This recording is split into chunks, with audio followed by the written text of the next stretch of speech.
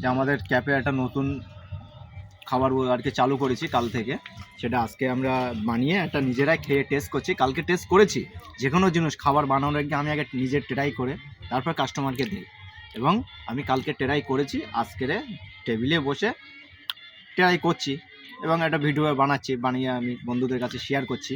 এ হলো আমার ক্যাফের নাম, রয়্যাল ক্যাফে। ক্যাফেতে ভিডিওয় নাম্বার দেওয়া থাকবে, কন্ট্যাক্ট করে আসতে পারেন।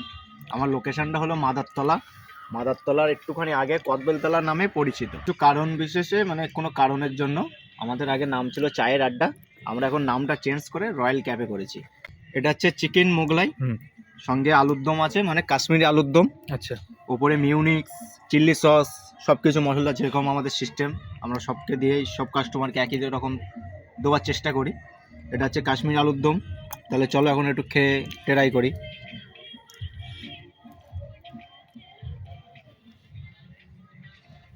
খুব সুন্দর, আমার তো খুব সুন্দর লেগেছে। আর আপনারা আসবেন, এসে খাবেন, তারপরে রিপোর্টটা আমাকে বলবেন। কিন্তু আশা করি বলতে পারি আমার গালে খুব সুন্দর লেগেছে, কারণ আমিও বিভিন্ন জায়গায় খেয়েছি, তার জন্য কাশ্মীর আলুর দামটা তো খুব দুর্দষ্ট লেগেছে। আর মোগলাইটাও খুব সুন্দর, দামটা খুবই কম, 80 টাকা।